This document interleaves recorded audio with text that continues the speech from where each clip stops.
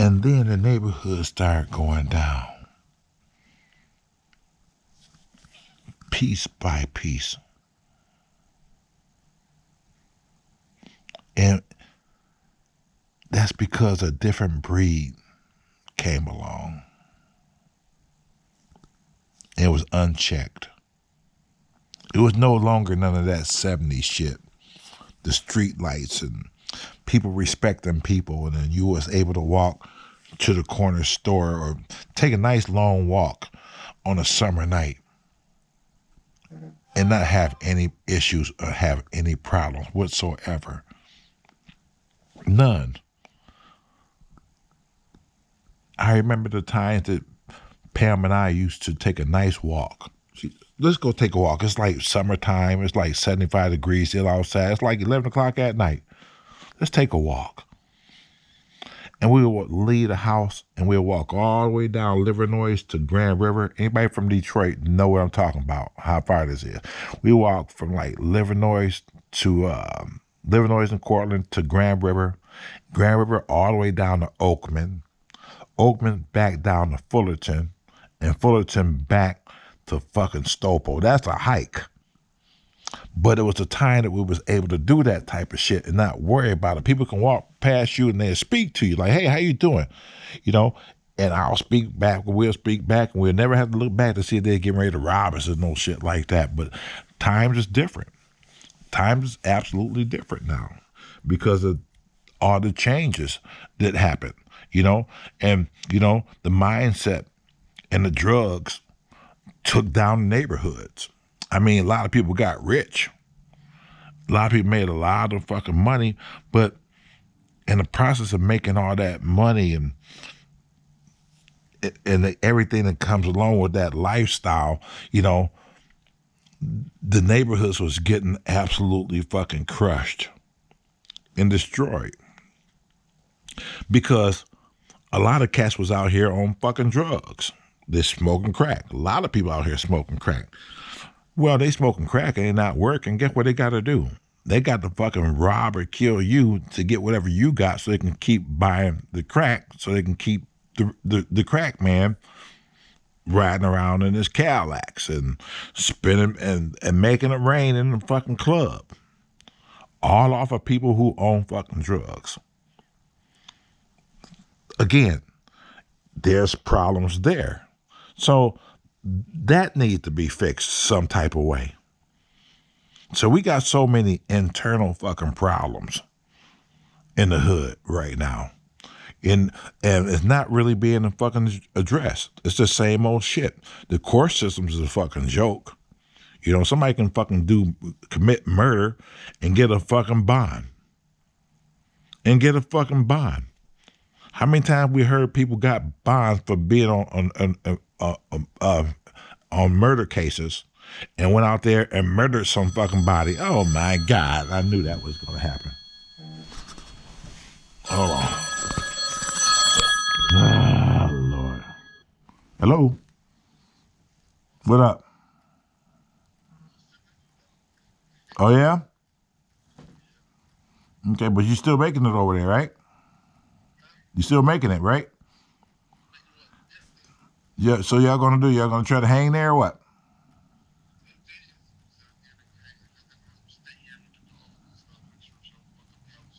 Oh, so you gonna stay there too? Let me know, bro. Let me know.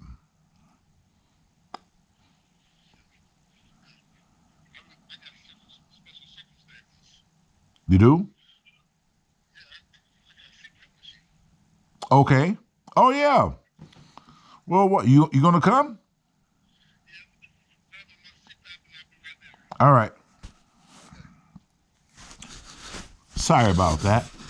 That's my brother, my police officer.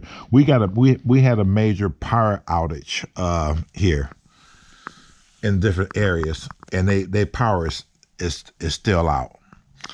So he's on that CPAC machine. So you know he need electricity for that thing. So that's why I just told him, just come on out here, shit. You know, I'm here by my fucking self, you know. So yeah, come on, it's no problem.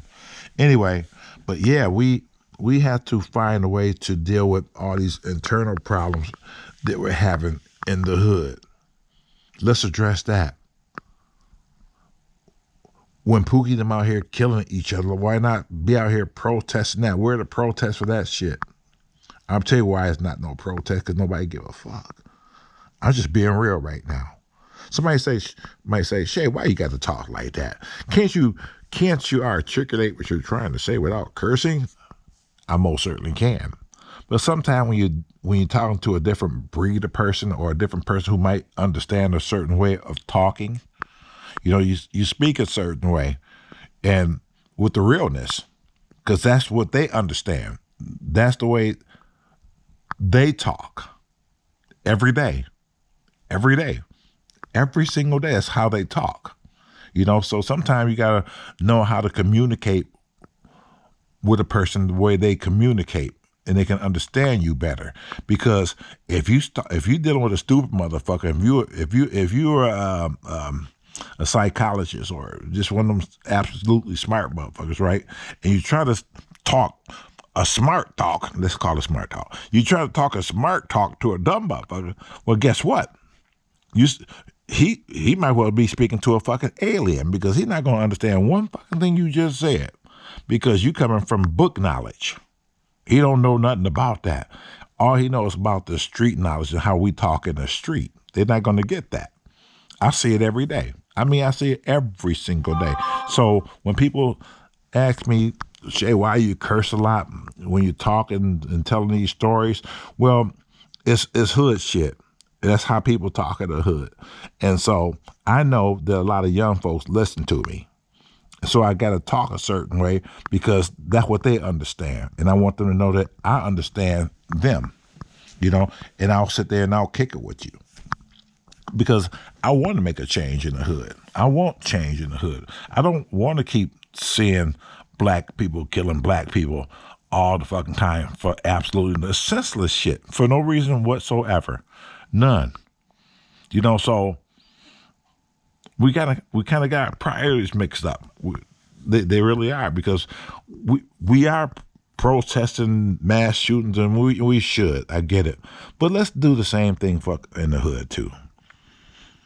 We should be out there marching every fucking day that somebody get killed in the fucking hood, man, and make a stance.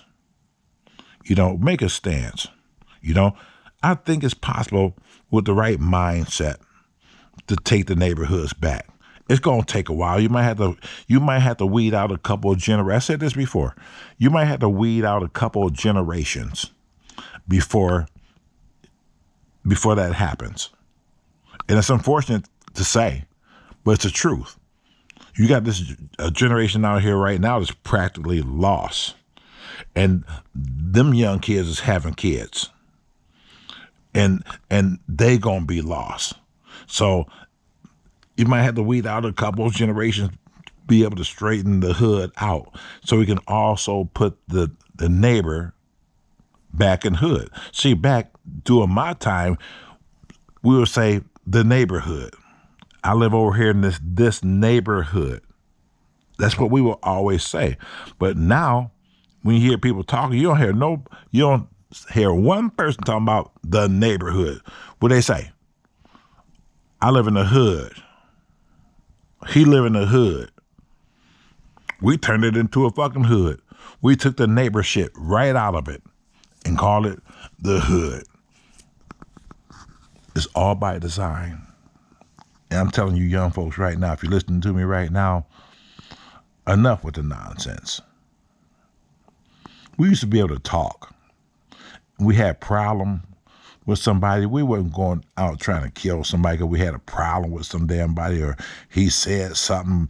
I heard him say something to me about on Instagram. What? Really? You sit here and watch some of this Instagram shit and this Facebook and shit, and they beefing over fucking nothing. Stupid, the most stupidest shit you ever want to see ever in your fucking life. Like, really? That doesn't make any sense. I'm just telling you young folks straight the fuck up. It don't make no sense. I know you want to make it make sense, but I'm here to tell you that doesn't make sense.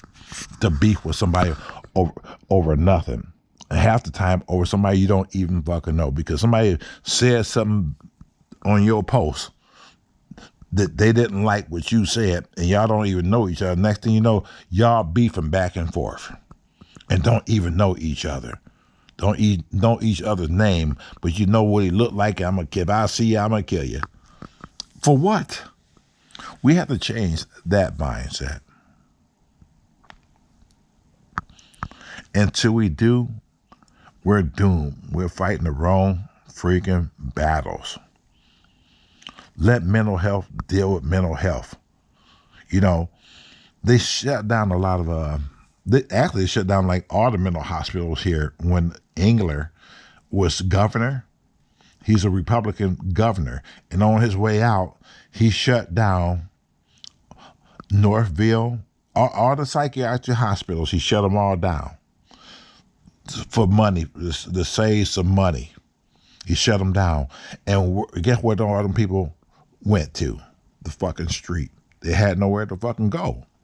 When they shut down the fucking mental hospitals and shit, they threw them out the fucking street to fend for themselves. So you got a whole bunch of crazy motherfuckers walking up and down the street. Yeah, I see them every freaking day laying on the fucking sidewalk, pushing grocery carts down the street, all kind of crazy shit. All these people at some point used to be in the fucking mental hospitals. They was there for a reason.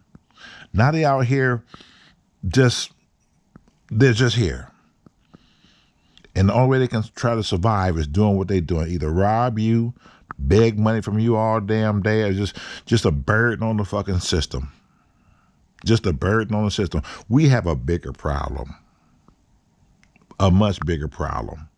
Mass shootings is a big problem. But it's not a bigger problem than what's happening in the hood. It's happening every fucking day. What we see in the hood is every day. Killings every freaking day. Day in and day out. All day. Mass shootings. So now, if mass shooting was happening every single day, I get it. Oh my God. It's a pandemic going on because it's a mass shooting every single day. But that's not the case. It's not the case. What we see in the hood and see on the news is every single day. We have to find a better way to deal with that shit. And most of it's going to come from these young folks who probably listening to me right now. It starts with them. You don't have to do this because somebody said you have to do it. I listened to that guy in the video today saying that same shit. When he was rocking with this crew, this rap group, whatever beef they had, listen carefully. He said whatever fucking beef they had, it was his beef too.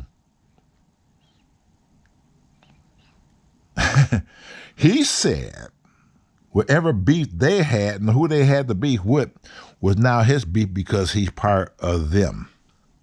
Well, that was the most ridiculous shit I ever heard in my life.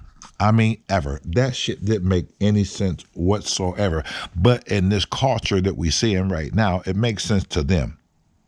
That's the problem right there. When somebody can justify that and make that shit make sense, and you can have 10, 15 people around in one circle, and they all think that make fucking sense, oh, that's a problem. That's a problem. We have to find a way to attack that problem, that mindset problem. So we can start hopefully maybe saving one or two of these young folks in the hood. We ain't going to save them all. I'm going to tell you that straight up. So I'm not trying to sit here and say, yeah, Shea, you crazy. That's not going to happen. No, it's not going to happen because you're going to have a lot of these people just going to fall through the cracks. And that's basically part of the fucking system because the system is set up this way. The system is setting people up for fucking failure. So yeah, you're gonna have your collateral damage. You most certainly will. You most certainly will. But right now, there's some young kid out here listening to this shit right now who's on the fucking edge, who don't have no proper guidance whatsoever, and he's on the edge, getting ready to hit the dark side. Because he got nobody to fucking listen to him on this fucking side. But over here, they listening. Because they want something. And it's something they want you to fucking do for them to be part of them, to show that you got love here. You got to go kill Pookie. It's called making your bones. You got to go kill Pookie. You don't even fucking know Pookie. But to be accepted by these folks, you got to go do harm to somebody that you don't fucking know to be accepted. Well, that's not natural. That's not natural. If I got to be part of if I got to kill somebody to hurt somebody so I can be part of something, what the fuck I want to be part of something like that for?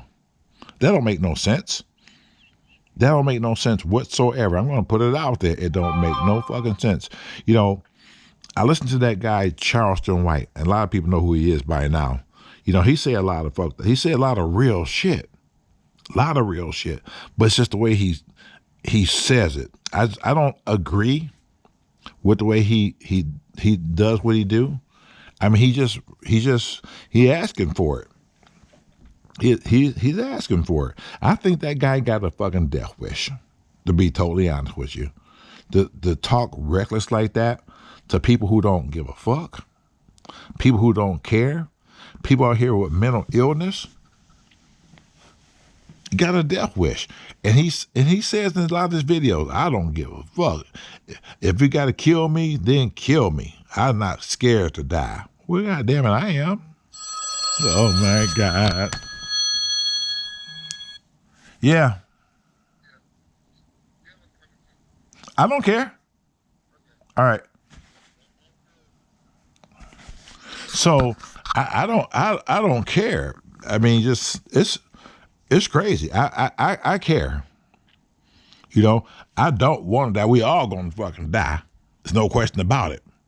But I'm not trying to fucking invite it no sooner than I got to do it.